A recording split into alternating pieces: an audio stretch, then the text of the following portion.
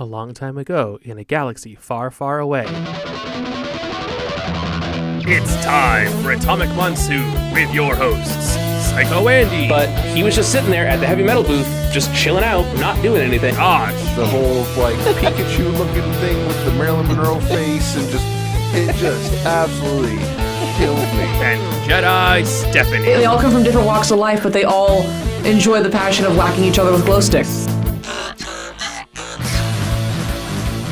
Stephanie! What? It's Atomic Monsoon. Oh, hey! Yay! That's where we Hi, are Andy. right now. Hi! Yes, that's where we are right now, on a Friday, in December, during a pandemic. And there's 4 episodes left, so... That too. That's where we are. Also, I only got 4 hours of sleep last night because I'm a dummy, so let's see how today goes. A. Speaking of A and awful transitions, that starts with an A. So, Stephanie, you are part of a lightsaber club group thing. And you've mentioned it a lot on this show, but, we should probably actually talk about this thing that you do, right? Yeah.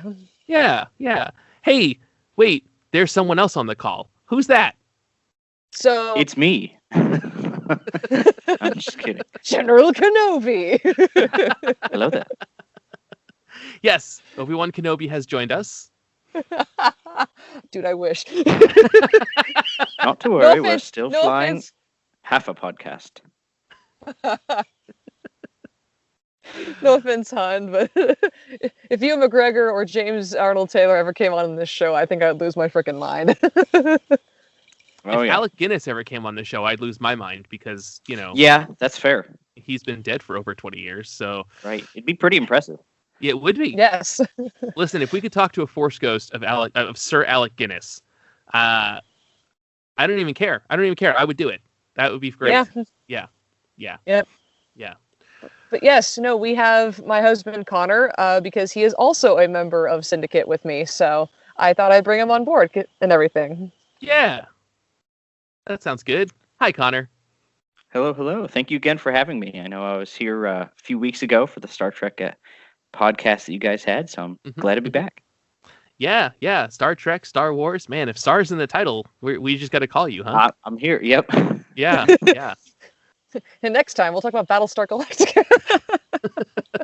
Intrigued. I don't know anything about Battlestar Galactica. I mean, I know it's a sci-fi show. I've never watched it because I'm the worst at hour-long television shows. So, Anyways, we're not here to talk about that this week. We're here to talk about hitting each other with glow sticks. I mean, yeah. So, it's Saber Syndicate United, right? Syndicate Saber United. Syndicate Saber United. See, I'm already off to a good start.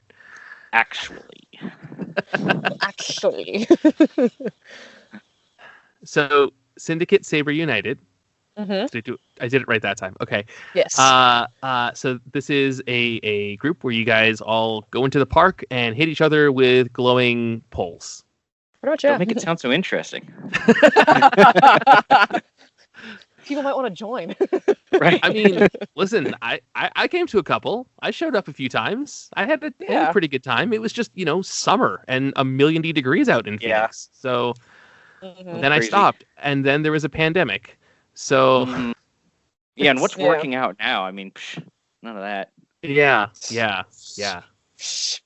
I haven't even left my house in a week. It's only been a week for you? Right. Yeah. So tell me more about your group. Tell me what it is, where it came from, how it started, how you guys found it. That's all my questions. Okay. So, Connor, do you want to give the elevator pitch that we give to people who are interested in joining the group and what we do? Sure. Yeah, before we even, I guess, touch on the history of the group, if you will. Yeah, so essentially, Syndicate Saber is a combat and choreography lightsaber group. Essentially, what that means is, we perform at various Comic-Cons, events that we get invited to, things of that nature. And we actually put on a combination of choreographed performances as well as like stage shows. So, for those that are not as indoctrinated into Star Wars lore, if you will, essentially what we put on is a very similar style of show to what you would have at Disneyland or Disney World. It's the kind of Jedi training show, if you will. So, typically our shows are catered towards kids, and we invite kids, anywhere from the ages of like 5 or 6 up until, 16 or 17. And we kind of show them the ropes a little bit on how to wield a lightsaber, and we build a kind of fun show into it as well. So there's a bit of a storyline, and it makes it interesting for kids and their families to come and watch these shows at Comic-Cons and whatnot. And we've performed at Phoenix Comic-Con here as well. I suppose Phoenix Comic-Con anymore, but Phoenix Fanfusion, Fan Fest, whatever you want to call it now. We have performed Confusion. Confusion, excuse me, that's it. Yep. That we have performed at. They had I apologize. They had 3 titles in 3 they had 3 names in 3 years, and so I was like, you know what? I'm just confused. I don't know what it's called anymore. And then this year it didn't happen. So even adding more to the confusion. Right. So we'll see what it's called in 2021 if it happens. Right. Or 2022, or we'll see. Anyways, I apologize. No, not a problem. Where was I? You invite kids up to hit each other. Yes. We invite kids to partake in violence because that's what we're all about. No, that's not the pitch we want to give. Wait. I apologize. No. It's all in good fun. They come up and they get to showcase some lightsaber skills and combat, and they get good photo opportunities and things like that, and it's all good fun. Excellent. Mm-hmm. Excellent. Yeah. To kind of back up a little bit, back off. It's Friday. To go off what he said a little bit, but we at our practices when we meet 2 times a week right now, which is what we're doing. We usually do, we do games, we do combat, we go through basic katas, we do choreography. The heck is that noise that is playing in the background right now? Okay. And then obviously when we do these shows, we put on these really fun kids shows, and but we also put on like an exhibition, which is pretty much just choreography based, which allows our members to come up with a really neat and unique choreography that you kind of see maybe in like the Star Wars universe. Mm-hmm. All of very different styles and looks and stories, and it's great. And when we invite the kids up, we give them these Fabers, which are pool noodles and duct tape, because safety first. Right. And heck, some of those kids, they hit hard with those pool noodles, and we're the ones with the plastic glow stick. Just saying. I mean, but, I don't want to fight anyone that's wielding pool noodles. Like, that person's crazy. Mm-hmm. Not even a real lightsaber. Come on. No, right. I mean, kids, okay, sure, but like, man, kids that especially you saying like 5 and 6 year old kids, like, man, some of those kids don't have great control yet, and they don't necessarily realize how much sometimes something even as simple as a pool noodle can hurt. So, yeah. Anyways. Yeah, no, that's pretty much what we do. And anyone can really join as long as you live. At least right now, we are currently just located in Scottsdale, Arizona. So if you live in Arizona, come check us out. Our membership pretty much kind of consists of, if you want to join, that is, you have to be 14 years old with a parent and or guardian present and their signature. 16 years old with a parent and guardian signature, but they don't have to be there. And then obviously once you turn 18, congratulations, you're an adult and welcome to the group. So we're located in Scottsdale, and everything like that. And that's the general gist of Syndicate without going into too much of the history or anything else. Yeah. I think we mentioned this when we were doing our con stuff last year, but I did go to one of your panels last year, maybe two of them, and time you just put on a good show, and the choreography was pretty great, and you guys do some stuff like I have some legit martial arts training and a little bit of wrestling, but like you guys do some stuff where I'm like, oh, that's some kind of advanced technique stuff there. Like I don't want to fight that. So, yeah. Okay, so you guys are not the founders of Syndicate, right? No. Okay. No. We are actually two of the original members, and when I mean original members, I mean that we've been around pretty much since the beginning. Okay. Our other friend, who's also a part of Syndicate, who was originally going to be on the show today, he is also one of those original members. But yeah, no, we are not the founders. The founders have moved on to other things in life and things like that. Okay. Okay. But you guys have been around for a while. At least, I mean, as long as I've known you guys, and that's since early 2018. So at least a few years, right? Yeah. About 6 years now. Oh, wow. Okay. Yeah. Actually, we're 6.5 years old. We'll be 7 in June. Oh boy. Okay, so how did you guys find out about this? You said the founders have moved on to something else. I mean, did they tell you about it personally, or were there like flyers hanging out on the billboard on campus, or like how? Yeah, how did this start? Connor, do you want to go first or me? Yeah, sure. I can I guess go first. So essentially, the way the group first started out was, it was essentially, at least initially, geared towards college level students at ASU. It wasn't really an ASU specific group, but it was aimed towards that age group. A lot of the first performances that we had and things of that nature were actually performances done just in the ASU grounds. In fact, one was at the Barrett Honors College kind of central courtyard area. A flash mob, yeah, exactly. God, that flash mob. And no dancing, no dancing or anything like that. But the flash mob was several lightsaber fights. Oh, cool. For anyone not in the Phoenix metropolitan area, ASU, of course, is Arizona State University. Mm-hmm.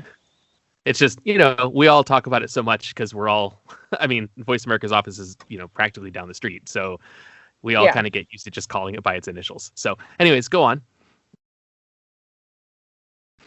Yeah, no, not a problem. So essentially the group, started out as that college age group, and we initially started meeting in a couple parks. What was the one called? Desert Breeze out in Chandler. Dobson Ranch Park in Mesa. I think that was it for a while, and then soon at one point we moved to Riverview in Mesa. So, and now we're in Scottsdale at El Dorado Park. And El Dorado Park is right across the street from Chaparral High School, right? Coronado. Coronado High School. I apologize. I knew that. That was an unfortunate twist of the tongue. Yeah, Coronado, from Bill and Ted's Excellent Adventure were filmed, actually. So. But continuing off Connor's thing, we had pretty much college. We had a few guys that were older than college, but they weren't that much older. And one of the founders actually was the guard instructor at ASU at the time. One of the guard instructors at ASU at the time, but now she is in California. So, but yeah. Anyway, continue, Connor. Okay. Yeah. No, for sure. So we first started, like I said, with those college age students, and kind of gained a reputation for doing these fights and whatnot. And one of our members as well, early members that had joined, had some contacts in the Fanfusion, Phoenix Comic-Con staff, if you will. So we were actually able to, 2014, have an in, and we were able to actually perform a full stage show at the 2014 Comic-Con, which was a really great way to to get into the kind of not professional, but I guess semi-professional atmosphere of, all of the stage shows and volunteer shows and things like that perform at Comic-Cons. We actually performed outside. It was FanFest 2014 when it was still at the University of Phoenix Stadium where the Cardinals play. That's right. Yeah, sorry. I wanted to clarify that because I know in 2014, Phoenix Comic-Con is actually where our original founders came up with the idea and started spreading the word around to people about joining. That's right. Having people join the group, and then literally the following week we had our first set of practices. So that's right. Oh, crazy. Okay. Okay. Yeah. Yeah, and then so Phoenix Comic-Con, when it was still called Phoenix Comic-Con, was held in May, and then Phoenix FanFest? FanFest was in November. So so that's a to go from, hey, here's this idea, to just about 6 months later having your first show, like that's a pretty quick turnaround. So what was that like? Oh, it was an experience and a half. I mean, a lot of us aren't. I know I've had some theater background. I know Connor's had some theater background. I mean, I know I teach tech theater now, but at the time there wasn't a whole lot of. Our members were definitely more toward the combat side, and we did have people who were interested in doing the show side of things, and so this was a really neat introduction. To get our name out there, but also to get involved. And oddly enough, because of that particular event, we're now in direct contact with, Phoenix Fanfusion with our contact there. And, now he sends us emails. He's like, all right, guys, it's that time of year. What you doing? And we're like, all right, here you go. So it's crazy to think that at the time it was like exhilarating. It was cold too. It was November and it was cold. Sure. Yeah. But it was definitely, we look back on it. I definitely know I look back on it. I'm pretty sure you do too, Connor. We cringe a little bit. It's like, oh God, we were like that back then. Why? But at the same time, it's like, no. That was the beginning. That was baby us. Here's us now. We were learning. Yeah, you have to start somewhere. No one is an expert at anything immediately. And well, that's cool. So so you guys found out about it just from so you said the original founders put the word out at that Phoenix Comic-Con. How did you guys each specifically hear about it? So how I heard about it was I was actually at that con that year. That was my very first Comic-Con because Nathan Fillion was going to be there, and I had to go see Nathan Fillion. I have to add that point in there because it's very important. And I ran into one of the founding members pretty much outside the exhibitor hall in the bottom level of the convention center. And he was telling me about the group and everything. And he's like, yeah, you should come join. And at that point, then the Mandalorian mercs walked by, all 50 of them in their amazing armor walked by. And the two founders next to me turned on their Ultra Sabers. And I unleashed my Walmart Obi-Wan saber and immediately went, I need a lightsaber. And after that, I was just like, all right, you've sold me on this idea. I will come to your practices. Apparently I'm still going because I'm still sold on this idea. Yeah. And then Connor, how did you hear about it? Yeah, so funny story actually. Kind of a lead in into actually how we met. So my best friend at the time, and still frankly my best friend, was actually a member of Syndicate then as well. And oddly enough was dating Stephanie. Oh. All right. Yep. Please continue. This can't. Yep. I can't imagine this going badly. Nope, not at all. I was spoiler, actually. We know you guys end up married, so. Right. So at least it ends well, right? So I was actually a student at ASU as well, but I was going to the Polytechnic campus, which essentially for those who aren't familiar with that, ASU has several different campuses in the greater Arizona metro area. The reason that's significant is I was a good, 30, 40 minutes away from what people generally consider to be the main Arizona State University campus at Tempe. And so one of these practices in particular that they had in 2014 was actually at the Tempe campus, actually in the Barrett kind of courtyard area, Barrett Honors College courtyard. Right. Okay. And so my friend at the time, and obviously again still now, invited me to this practice and said, "Hey, there's a lightsaber group that I'm part of, that I'm, doing cool lightsaber fights in." And he knew that I was a very big Star Wars fan, so I drove over from the Polytechnic campus and checked it out, and that was actually the first time that I met Stephanie as well. Oh, well, that's okay. That's pretty great.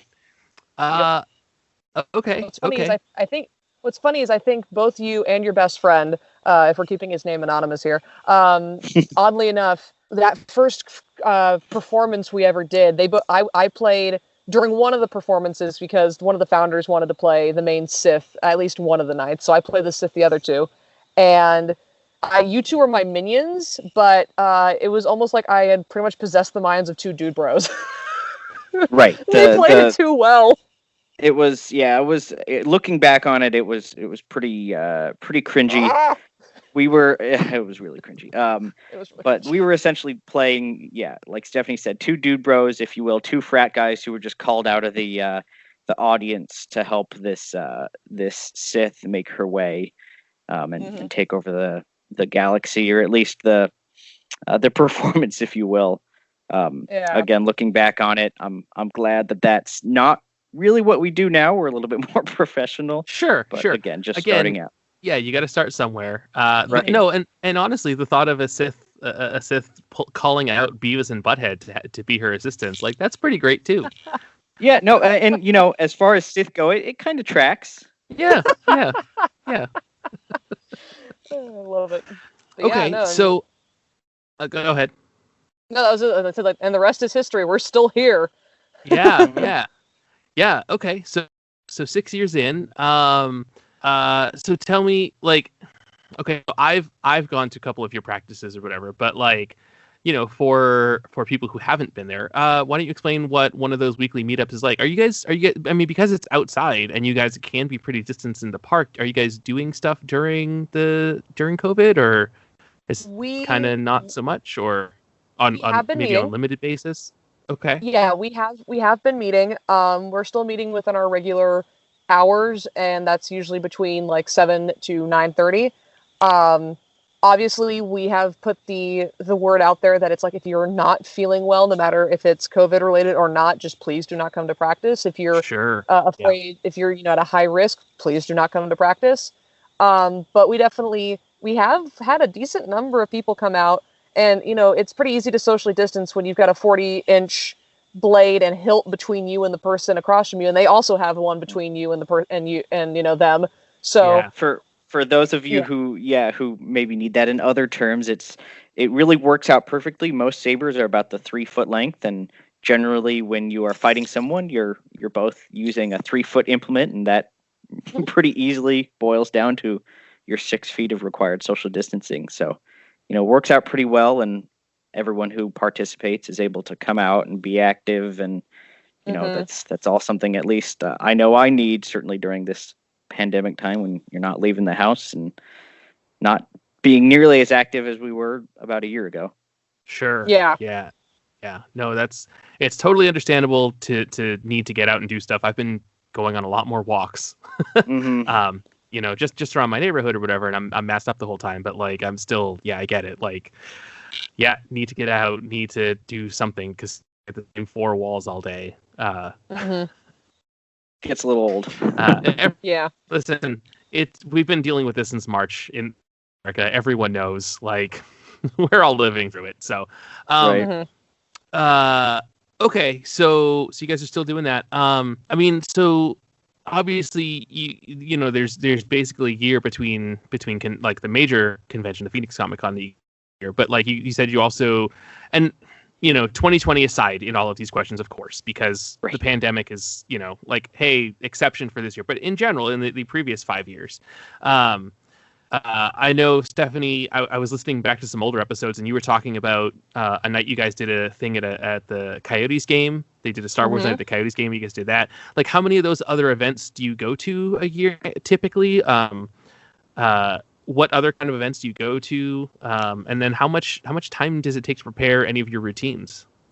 So I'll take this one just because. Your wheelhouse, if you will. Yeah. That also, so just to give a little bit of background for this real quick. So Syndicate actually has what is known as a council. Our council is pretty much there as a communication outlet between events, other groups, and things like that, but also to help guide new members into the group. But other than that, we're just, we're part of the team. Everybody's equal. Everyone's, got their fair share. But we're facilitators. As well. Yeah, exactly. But oddly enough, I'm actually the stage coordinator, so I handle a lot of the stage shows and communication with that. And, Connor's pretty much our PR guy, so he handles a lot of the stuff like this. Okay. And then we have, someone who handles all the Lucasfilm official stuff, which is what the Coyotes game and Star Wars night is, for the D-backs, and Star Wars night at the Coyotes, Star Wars night with the, what's the team down in Tucson? Diamondbacks. Not the Diamondbacks. We already said the Diamondbacks. The one down in Tucson, the hockey team.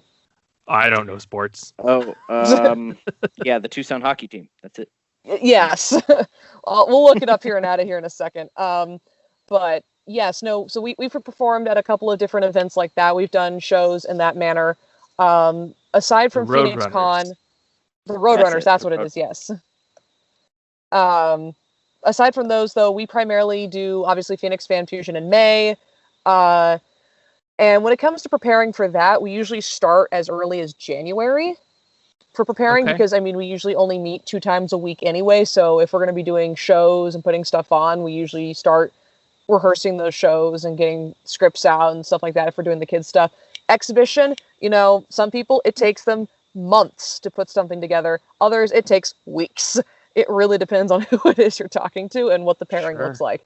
Yeah. And just to clarify, essentially what that means is we have, like Stephanie was saying, we have our stage shows, and those are kind of the kids-oriented ones. And then we have our exhibition fights, and those are where we're actually showing off our prepared fights. And those are the things that take, there's good 6 months or so of continued practice where you're actually building a choreographed routine with another lightsaber duelist, if you will, your lightsaber partner, or 2 or 3, depending on what your fight is. Right. But yeah, no. So and usually we usually start working through that. Like we start in January and we'll go pretty much until May, until it's actual showtime. But the month of May, we definitely center on like dress rehearsals and make sure your music's turned in, and kind of adding a little bit of a theater atmosphere to it. So that way we're prepared when that weekend of May comes around. We have been invited once to Prescott's Comic-Con. I almost said, I don't know. I still feel weird about it, whatever. But no, we got invited out to Prescott a couple of years ago. That was a fun con. It was really enjoyable. Sadly, Connor wasn't able to go for that. But we went out there. We had this huge stage outside to work with this huge amphitheater type setup. Got to put on a really fun show for the kids and everything.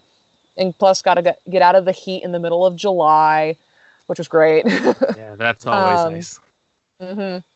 But usually the next show that we find ourselves running into, especially now, because oddly enough, they contacted us a couple weeks ago, Glendale Public Library.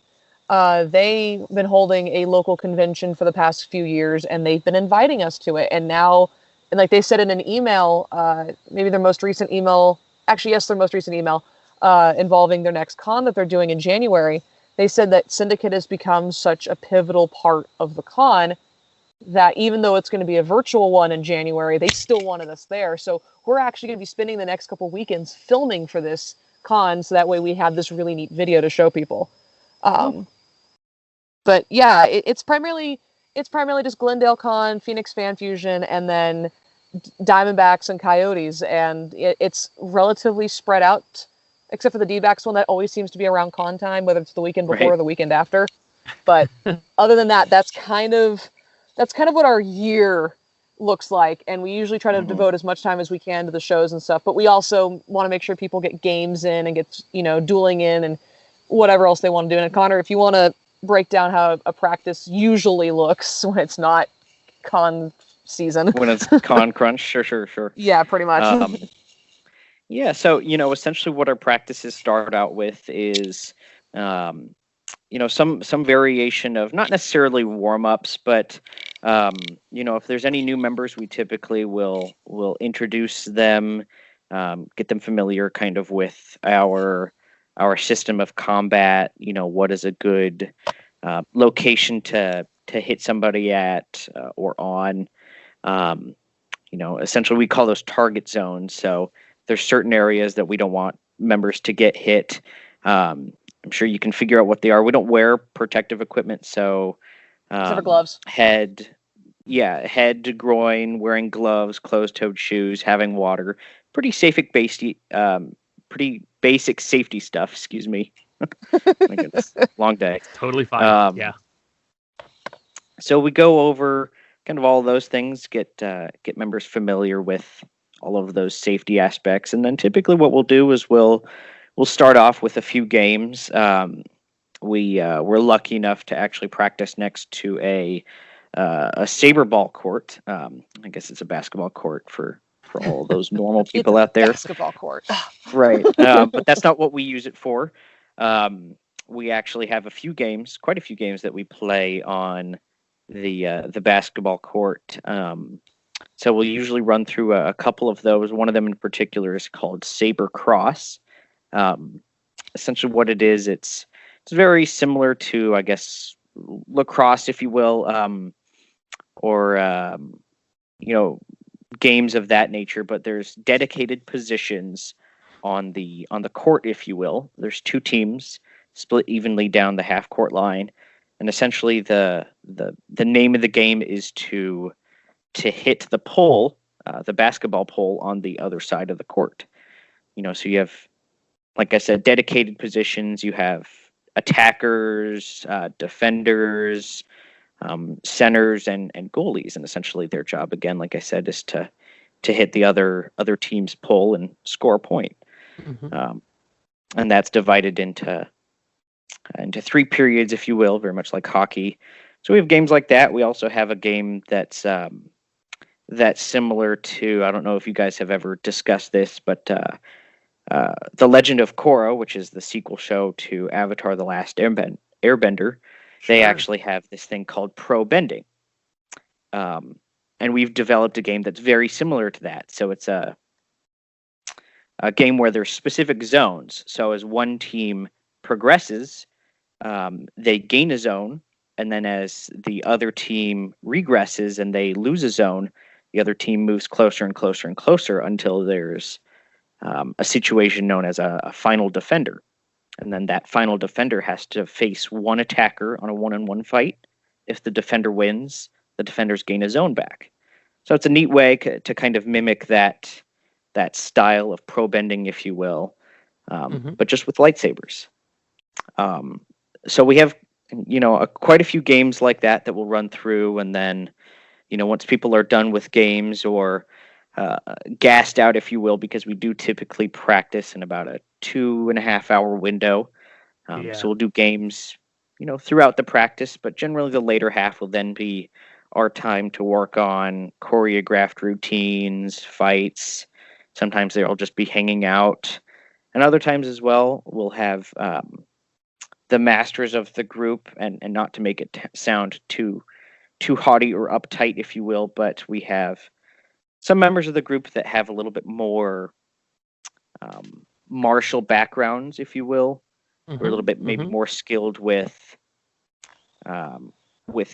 general lightsaber combat, whether it be HEMA, SCA, or even Kendo or other Eastern styles of martial backgrounds. They'll be the ones who are the masters, and they'll actually be able to, take on a group of students and lead them through some kind of like martial forms and sequences and things like that. Yeah, we had a program for a while called the Master Apprentice program, which was a thing initiated allowing members to kind of build up in their skills and the ranks, and then not saying that, like, if you become a master, you're, numero uno, you're the top dog, but it was a thing where if people had questions, we could direct them to you, type of thing. And for a while, I mean, if we're actually using the program here, like Connor actually has a master rank, I have a knight rank, so things like that. But it's definitely a thing where, it's still part of our group. We haven't really used it a whole lot, especially this year, just because of everything that's happened. Sure. But in like the past couple years or so, but it's still very much there. And every now and then we'll get a random message in council chat saying random member of the group who's X person's apprentice wants to do their night exam, and we're just like, okay, here we go. And we'll just essentially what the go ahead, I'm sorry. No, finish my thought, please. Oh yeah, no. So essentially what the whole goal of the Master Apprentice program essentially is to create members of the group who are, kind of the most well-rounded members. They're the not necessarily natural leaders, because that's not necessarily something that people are in a group of introverts, but creating members of the group who stand out in such a way so that if there are new members, we have those knight rank members, those masters, if you will, as well, able to lead these new members through, basic safety, choreography, combat, things like that. It makes every member able to give this elevator spiel, if you will, able to teach, able to come on to, to things like this, able to go to Comic-Cons and do choreographed routines. It allows every member to take some sense of responsibility in the group. Yeah, definitely. Excellent. Okay, so one thing that anyone that's potentially interested in joining would want to know is one, does it cost anything to join? What sort of fees or whatever are involved in that? Group dues. And then two, where are lightsabers obtained? So, great questions. Yeah, I'll take answer number one. Okay. So we do not have fees. It does not cost anything to join this group.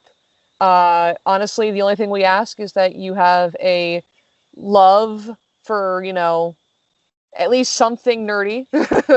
I mean, it doesn't need to be Star Wars. We have Star Trek fans. We have anime fans. We have God knows what else fans. Like, we can name everything that everyone's a fan of in this group. And everyone's Star Wars levels are at like 50 different levels. Sure. I swear, I think mine is way too near the top. We even have people who have specifically said that Star Wars is really not their thing, and they're a part of the Saber group. So they said that on the news too.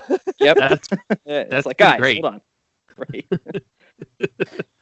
No, but I think that's I don't know. To me, that actually speaks to how inclusive you guys are. It's not like, hey, it's just a bunch of Star Wars nerds. It's like, hey, no, this is a bunch of people who like it's a combat and choreography thing first, and like that it is Star Wars related. That's the thing that'll attract some people. But you don't. Yes. If you don't know who said what line at 3 minutes into which movie, like that's fine. It doesn't matter. Yeah. Right. And plus, you're going to learn a whole lot anyway, just from just all of our nonsense and nerdiness and just random spewing of quotes and lines and stuff like that. So it's very inclusive, and like I said, there's no fees. The only thing we ask is that you bring water for yourself because it's Arizona, and drink or dehydrate and die. Drink or dehydrate. Yeah. Hydrate or dihydrate is one of my favorite lines I've ever heard. I heard that in Guard too, which is really funny. We also ask that if you're going to participate in anything, wear closed-toed shoes, just because you don't want to get your foot stepped on, and it's not exactly the best. Have gloves. It doesn't matter what kind of gloves. Everyone's gloves are a little bit different. Like, some people buy hardware gloves from Home Depot and use those. Some people use motorcycle gloves. Some people use boxing gloves. I use fingerless color guard gloves. Like, everyone's gloves are different as long as you have some on you. Obviously, like just something to protect your knuckles from a stray saber hit, or yes. Yeah, exactly. Yeah, and that happens a lot more than you would think. I would imagine it happens a lot. But yeah. Mhm. Yeah. So, and everyone's pain threshold's a little different. So, just make sure you have gloves that'll fit your needs. Sure. And then pretty much, if you have a lightsaber, bring it. If you don't have and now when I say that, please bring one that is going to handle the combat. We've had a member or two who've come with the Galaxy's Edge ones, which are so pretty, but they are not combat grade. Right. Well, they're combat grade, but the other blades that we have can take a hit. These ones, it makes me worried because you spent so much money at Disney. Sure. Right. So there's a couple different to kind of take the second question, if you will, there. Whereas, where do you get a saber? The benefit with our group is that a lot of our members do have extras. So if you're new, you want to come check it out. Not to worry, you don't need to have purchased a lightsaber, and you don't need to bring your Target one, or even worse, bring your like Stephanie said, your Galaxy's Edge one. Come check it out. Everything's provided there that you would need, at least for your first few practices. But the locations we actually do get our combat grade lightsabers that Stephanie was talking about. A couple different locations online now that have increased in popularity. Actually, from around when we first started, from the 2014, even as early as like 2011, 2010 era, couple different online companies, online websites, Ultra Sabers, Saber Forge, Vader's Vault. You can look any of them up, but essentially their forte is they actually sell combat grade lightsabers. So you have your hilt, typically made of metal. Most of them use machined aluminum. So you have a machined aluminum hilt, and you can get anything as basic as just a standard machined kind of silver color aluminum hilt to anything that is going to look like it just came out of the movie. And any of those have a set of electronics in them. Some of the websites build various chassis and things of that nature for the actual electronics that sit in the lightsaber. But essentially at your basic core, you have your battery pack, a button of some kind, and then your actual LED or light diode, if you will. That's the actual the saber for what it's worth. And then you have your tube at the end. We actually use polycarbonate tubes, and those are the things that actually allow us to fight. So you have a couple different styles that are of various thicknesses, and typically the one that we recommend for combat grade, or most of our combat, is a heavy grade saber. That word may sound foreign to most people, but heavy grade on all of those websites generally indicates the most combat ready lightsaber, and it's actually pretty interesting. They put these tubes through their paces. They'll run them over with cars and do quite a few durability tests on them to indicate that you can fight with them and not have to worry about a plastic tube breaking or flying out and hitting someone or anything as crazy as that. The only thing you have to make sure you keep an eye on is the very, very tip of the blade has a tendency to fly off, so we always ask people to tape that on. Because weirdly enough, one wrong hit up at the top of the blade will knock that tip off, and then we're searching in the grass for like 2 hours for this little clear plastic bit that's blending in. And we also, there's also a little screw at the base of the hilt, at the base of the hilt where the blade itself connects, that gets tightened into place. Also keep an eye on that thing, because one of Connor's combat partners, Sean, during one of our most recent practices, I was recording their choreography, and his lightsaber blade just flew out in the middle of the fight, and it was the funniest thing ever because it flew into the tree. But we're like, okay, well, at least no one was there, because that would have gotten hurt. But we usually ask people to make sure that all that is tightened and things like that, because safety is really our number one thing. Yeah. Well, that's good. Yeah. Okay. Yeah. Man, we've kind of a lot faster than I kind of expected we would. We still got a little while. Is there anything else you guys want to say about it? Start wrapping things up, because there's still a little bit of time. Yeah, I could discuss a couple of things. I think the thing that we really try to, I don't know, not necessarily instill in our members, but really try to live up to is that feeling of inclusiveness. We want, we want people to be interested in the group, and that's why we, do all of these events and whatnot, is to, to build our membership and, get people involved, get them active. So it's all a great time. And I would say as well that the members of this group are probably some of the closest friends that I now have as well, outside of just the Saber stuff that we do. So there's a D&D campaign that we run with a couple of friends now as well, and so it's all more than just a lightsaber group. It's now I don't necessarily know about like calling it a social group, but it's it's more than just your group in the park that's practicing or whatnot. And that's the hope, and that's the goal, and that's kind of what it's always been as well, is that the members of this group stick around, and we build lasting friendships. I know it sounds kind of cheesy, if you will, but it's part of the fun. Yeah. No, I mean it's true that like you guys are kind of a group of friends, right? Because like when Captain Marvel came out in theaters a couple of years ago, right? Because I was friends with you guys, y'all invited me to come along, and then invited me to come out to dinner with you afterwards. And like, okay, I didn't really know anyone, but I never felt like the any awkwardness that I felt was just because I didn't know your inside jokes. I didn't know anyone except you two, right? But you guys were very like willing to include me, and a couple of people have friended me on Facebook since then, and yeah, like so I can definitely vouch for like you guys are more than just, hey, we're gonna go play in the park and hit each other with these things and build up to our show at con. Like, no, y'all are, anyone who wants to be part of the group and be friends with the group is seemingly allowed to be, as far as I've observed. Yeah. And the thing with our group is that, we have a thing at the end that we do a closing circle type of thing. We are not a cult. No, I'm just kidding. You're just kidding, but, you are a cult? No, I'm kidding. Yes, we require a blood sacrifice for new members. Sign your soul away, please. No, that's why I never seriously, came though. back. Right. Oh my god. No, but seriously though, but at the end of the night, we come around, we kind of ask people, we ask how was the night, how did things go, and we have a thing at the end where we ask 2 questions, and the answer to the first one is family.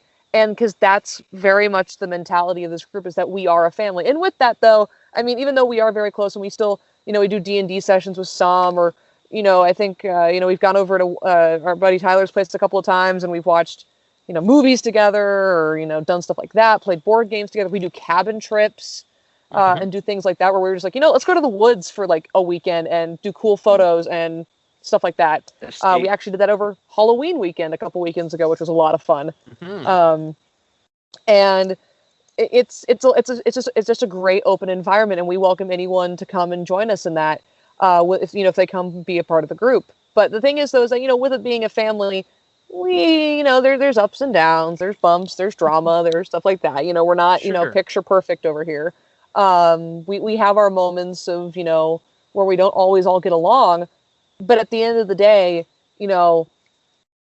there's still this element of, even if we have to push through those moments of hard times, once we get to the other side, it really is like the grass is so much greener. It's like weight gets lifted off our shoulders. We're all a lot happier. We're all having a great time. And, and it's not like drama's not going to be there, but it's definitely a thing that we work with it as a group and as a family. Things out rather than let it fester and become a problem. Yeah. And if it does fester and become a problem, we try to address it and be like, why did it, and everything like that. And so it's just, we're very inclusive, and the council tries to be, we try to be as transparent as possible. Sometimes we just forget to tell people stuff.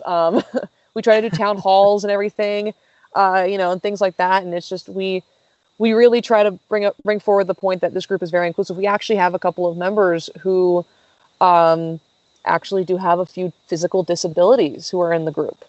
Okay. And we haven't seen them, obviously, since the pandemic and everything has happened. Sure, but, of they're still a course. part of our group. In fact, They've performed in our shows before, actually, at Comic-Con. they have. That's They're very awesome. talented. They're getting better. I think every time I see them create a new Absolutely. choreographer team, they're getting better. I'm very proud of them. But the thing is, though, that so the crazy thing too is that we say we're a family, and according to our Facebook page and our membership numbers, we clock in at about, I believe, 50 or so people who are actually a part of the group, and about 30 or so who are actually active in the group. Okay. So that's a pretty big group. Yeah. That doesn't mean we see 30 people every single, Wednesday and Saturday when we meet, but it just means that on a regular enough basis, we see at least the same 30 faces. Yeah. So and that's a lot of people to possibly make some new friendships with. So. Oh yeah. Yeah. So. Well, so we are basically out of time. Oh wow. Yeah. Look at that. So Funny how that happens. Yeah. Right. Time flies when you're having fun, or talking about fun things. So, if someone who is listening is interested in joining Syndicate, where can they go to find out more about you or to get in touch with you guys? Website, social media, whatever. Yeah, I have it written down here. I actually did that today at work. I was like, I had to make sure what is all our social media handles. Got it. Okay. So we are on Facebook. It is just Syndicate Saber United on Facebook. You can private message us there, ask us any questions about joining, things like that. You can also go to syndicatesaber.com. Is this just because both spellings are technically correct? Is this Saber Sabre or Saber? ER. Okay. ER. Yes. Again, both spellings are correct, so I want to make sure anyone who is interested can find you. Yes, it is SABER. Okay. So syndicatesaber.com and Syndicate Saber on Facebook. Yes. You can also we also have a YouTube channel. We have not posted stuff in a while. I think the last videos we posted was, oddly enough, the 2017 con where this crazy fool on the other side of the mic here proposed to me during a lightsaber fight. Him. Connor, right. Not you. Yes. I didn't even know you then. Yeah, no, I didn't know you then either. Yeah. Funny how that works. But yeah, so we're on YouTube, we're on Facebook, and we're on the interwebs. Come check us out. Okay. Do you guys have any last minute things to throw in, or are we ready to just get out of here? I think just apart from that, obviously it's easy to look us up online. Worst case scenario too, we do meet every Wednesday and Saturday at the El Dorado Park in Scottsdale, right next to the large kind of central pond. It's just across from the Boys and Girls Club. So, again, worst case scenario, if you can't find us online, we meet 7 p.m. Wednesday and Saturday at the park, and come join if anyone is interested. Okay. All right. And with that, we are done. So anyone who is interested in following Atomic Monsoon, I don't know why you would be. We've only got like 4 episodes left. But if you are, Atomic Monsoon on Facebook and Twitter, Atomic Monsoon with the _ on Instagram. But do please get in touch with us if you have been a longtime listener, and let us know your favorite Atomic Monsoon moments and episodes and jokes and stuff. Even if you just shoot us an email, atomicmonsoon@gmail.com, because Stephanie and I are very much looking forward to talking about our favorite Atomic Monsoon bits and your favorite Atomic Monsoon bits on our final episode in a few weeks here. So, Connor, thank you so much for joining us this week. Of course, yes. Thank you again for having me. Yeah. Steph, thanks for this. This ended up being a lot more fun than I expected, actually, and that's I'm being honest. So, not that I expected it to be a drag, but Yeah, no, that's fair. I just remember that we had the Transformer cosplay group on last year. It gave me the idea, and I'm like, at some point we got to do this. And here we are. Yeah, right at the end. All right. Better late than never. All right. With that, we are done. Say something witty. Something witty?